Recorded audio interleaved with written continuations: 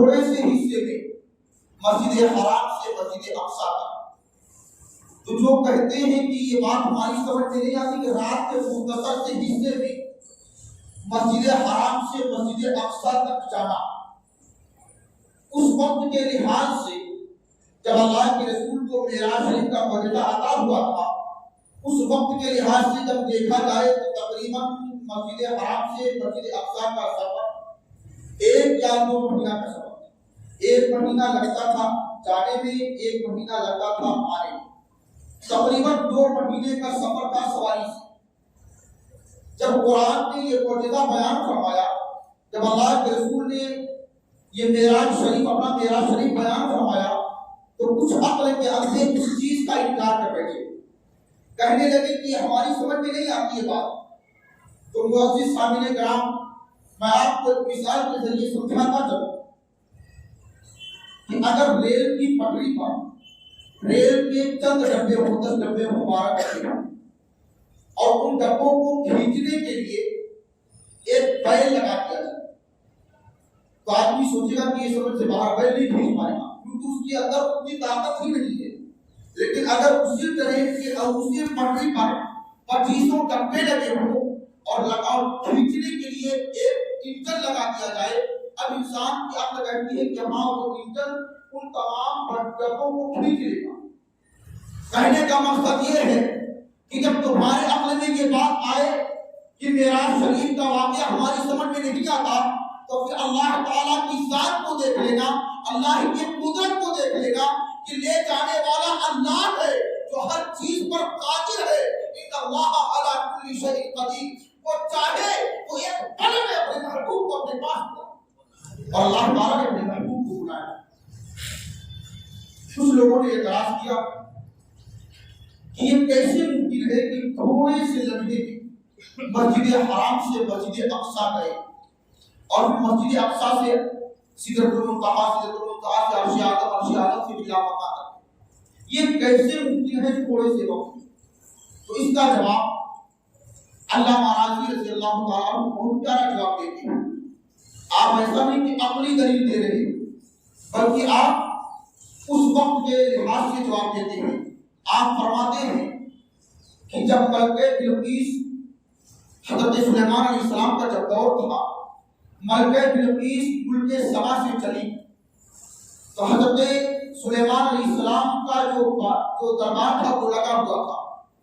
ملکہ بلقیس ملک سبا سے چلی تو حضرت سلیمان علیہ السلام نے کہا، آپ نے فرمایا کہ مجھے تخت بلقیس چاہیے، بلقیس کے یہاں پہنچنے سے پہلے مجھے تخت بلقیس چاہیے.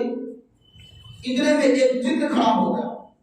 اس نے کہا، حضور میں تخت بلقیس لا کر دے سکتا ہوں، تخت بلقیس لا کر میں دے سکتا ہوں. اور جانتے ہیں اب تخت بلقیس کیسا تھا؟ مورخین نے لکھا ہے کہ 60 ہاتھ چوڑا تھا، 80 ہاتھ لمبا تھا، لوہے اور مضبوط دھاتوں سے بنا ہوا تھا.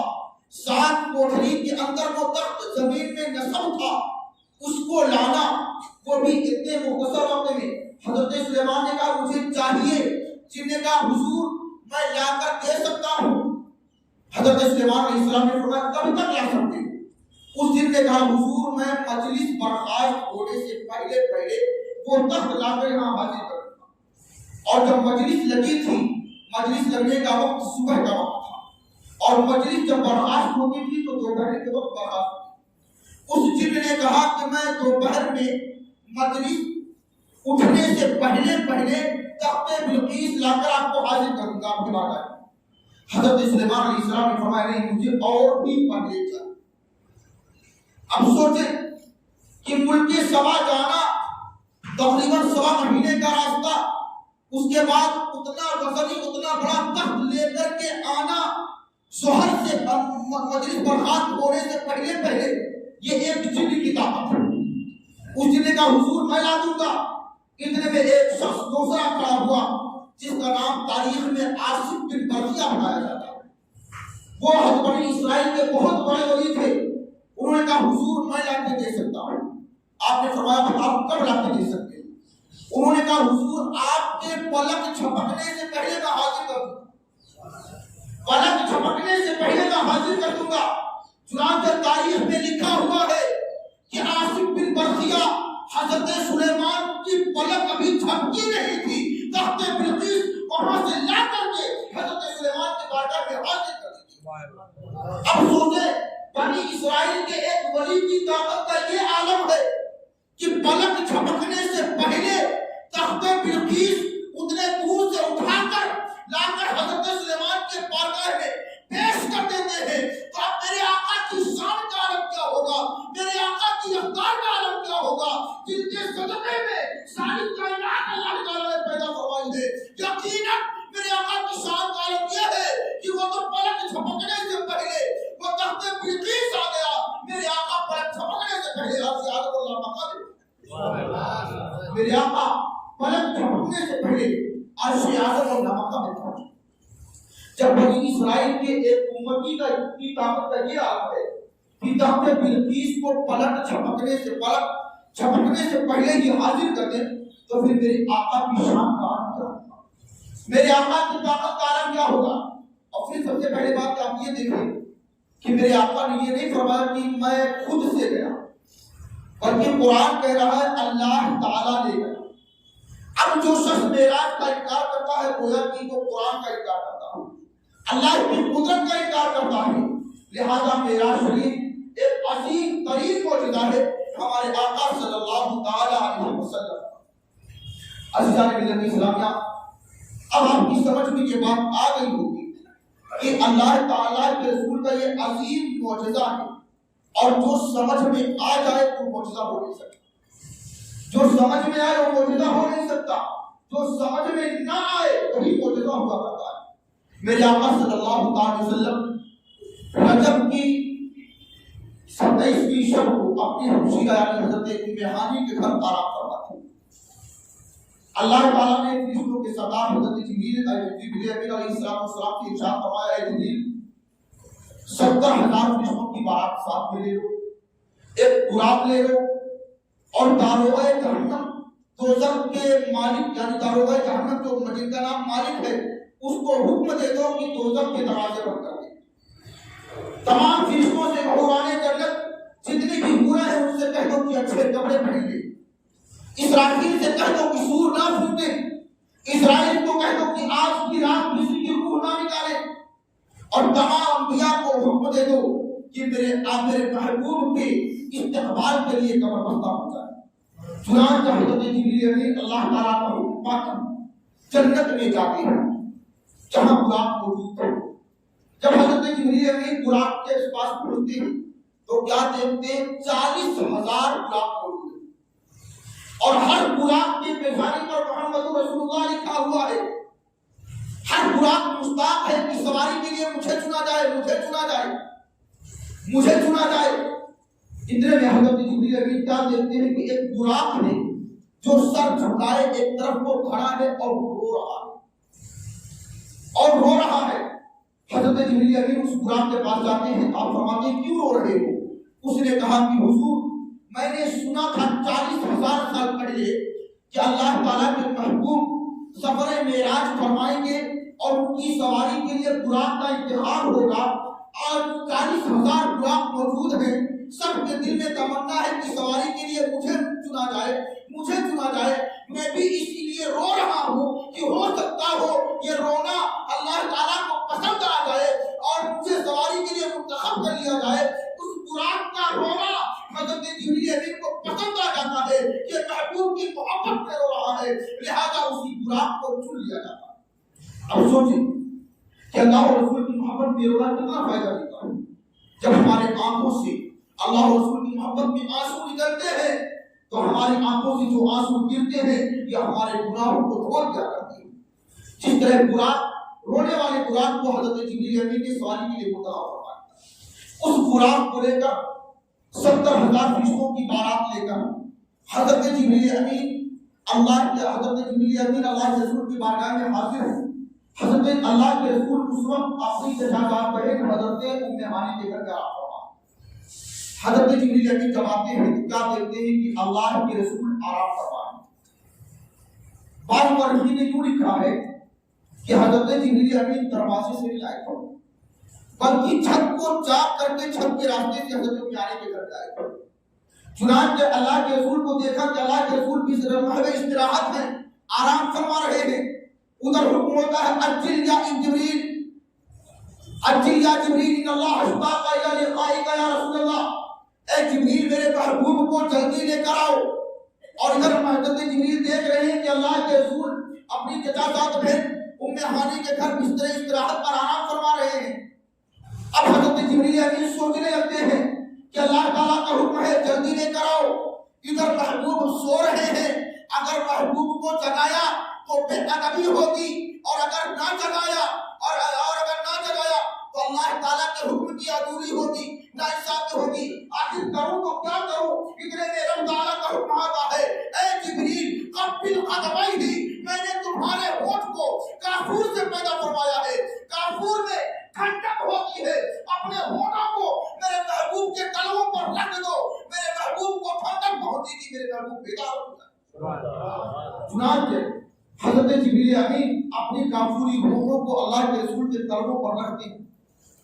قدموں پر رکھنا ہوتا ہے، اللہ کے رسول بیدار ہوتا ہے۔ اللہ کے رسول فرماتے ہیں اے جبریل بتاؤ کیسے آ رہا ہوں؟ حضرت جبریل امین اللہ تعالیٰ کا پیغام سناتے ہیں کہ اللہ اشتاق الی لقائک یا رسول اللہ، یا رسول اللہ، اللہ تعالیٰ آپ کی دیدار کا مشتاق ہے، آپ کی دیدار کا مشتاق ہے۔ 70,000 باراتی فرشتے باراتی بن کر آئے ہیں، اسرافیل و اسرائیل و میکائیل بھی میرے ساتھ میں آئے ہیں، یہ براق لے کر کے آیا ہوں، یا رسول اللہ آپ تشریف لے چلیں۔ چنانچہ اللہ کے رسول فرماتے ہیں جو براق تھا یہ خنجر سے تھوڑا بڑا اور گدھے سے تھوڑا تھوڑا تھا، یعنی میڈیم سائز کا تھا اور سفید تھا۔ اس خنجر کو اللہ کے رسول کی بارگاہ میں پیش کیا جاتا ہے، اس سے پہلے اللہ کے رسول کو غسل دیا جاتا ہے، آب زمزم سے غسل دیا جاتا ہے، اور اس سے پہلے اللہ کے رسول کا سینہ اختر چاک کیا جاتا ہے اور ایک دل نکالا جاتا ہے۔ حضرت جبریل امین فرماتے ہیں کہ میں نے بہت سے دل دیکھے، لیکن جس طرح اللہ نے اپنے محبوب کا دل پیدا فرمایا ہے کسی کا دل نہیں ہے۔ میرے محبوب کے دل میں جو آنکھ تھی، جو سنتے تھے، جو کان تھے جو سنتے تھے، جو آنکھ تھے جو دیکھتے تھے۔ ہر انسان کے دل میں ایسا نہیں ہوتا ہے، بلکہ محبوب کی خاصیت ہے۔ چنانچہ وہاں پر اللہ کے رسول کو آب زمزم سے غسل دیا جاتا ہے۔ اسی کو سیدی سرکار فرماتے ہیں کہ جو ہم بھی وہاں ہوتے خاک کے گلشن لپٹ کے قدموں سے لے کے اتر، مگر کریں کیا نصیب میں تو یہ نامرادی کے دل لکھے تھے۔ سرکار اللہ حضرت اپنی تمنا کا اظہار اس طرح سے کر رہے ہیں کہ جس طرح ان کا اسالہ گرتا تھا فرشتے روک لیتے تھے، اے کاش ہم بھی وہاں ہوتے۔ اللہ کے رسول کا جو اسالہ تھا اس اسالے کو اپنے ہاتھوں میں لے لیتے، چہرے سے بنتے، بدن میں بنتے، اور ہم بھی ویسے ہوتے۔ لیکن سرکار اللہ حضرت فرماتے ہیں کہ ہم کریں کیا نصیب میں تو یہ نامرادی کے دل لکھے تھے۔ چنانچہ اللہ کے رسول کی بارگاہ میں براق پیش کیا گیا۔ جب اللہ کے رسول براق پر سوار ہوتے ہوتے رکا، اب حضرت جبریل امین عرض کرتے ہیں یا رسول اللہ کیا خدمت میں انتظام میں کوئی کمی رہ گئی ہے؟ یہ 70,000 فرشتوں کی بارات ہے، براق سواری کے لیے حاضر ہے، میکائیل و اسرائیل و اسرافیل بھی ساتھ میں موجود ہیں، کیا انتظام میں کوئی کمی رہ گئی ہے؟ اللہ کے رسول نے فرمایا اے جبریل بے شک میرے لیے جنت کو سجا دیا گیا ہے، آسمانی فرشتوں کو سجا دیا گیا ہے، تمام دنیا روشن ہے، تمام جنتوں کو سجا دیا گیا ہے، لیکن اے جبریل کروں کیا اس وقت مجھے میری گنہگار امت یاد آ رہی ہے؟ اے جبریل مجھے میری گنہگار امت یاد آ رہی ہے۔ ادھر اللہ کا حکم ہے کہ جبریل میرے محبوب کو جلدی لے کر آؤ، ادھر محبوب ہیں اپنی گنہگار امت کو یاد کر رہے ہیں۔ آپ ارشاد فرماتے ہیں کہ اے جبریل میری امت کو پل صراط سے گزرنا ہوگا، میری امت گنہگار ہے اور پل صراط پانچ سے زیادہ باریک تلوار سے زیادہ تیز ہے، میری گنہگار امت اس پل صراط سے کیسے گزرے گی؟ ادھر حضرت جبریل کو اللہ تعالیٰ کا حکم ہوتا ہے اے جبریل میرے محبوب سے کہہ دو کہ اے محبوب تم ذرا بھی پریشان نہ ہو، آپ کی امت کو پل صراط سے ایسے گزار دوں گا کہ آپ کو امت کی خبر بھی نہیں ہوگی۔ اسی لیے میرے امام نے فرمایا پل سے اتارو راہ ہے گزر کو خبر نہ ہو، جبریل پر بچھائے تو پر کو خبر نہ ہو، جبریل پر بچھائے تو پر کو خبر نہ ہو۔ اب دیکھیں اللہ تعالیٰ کے دیدار کے لیے تشریف لے جا رہے ہیں، اس وقت یہ گنہگار امت جا رہا ہے۔ اور آج اس گنہگار امت کا حال کیا ہے؟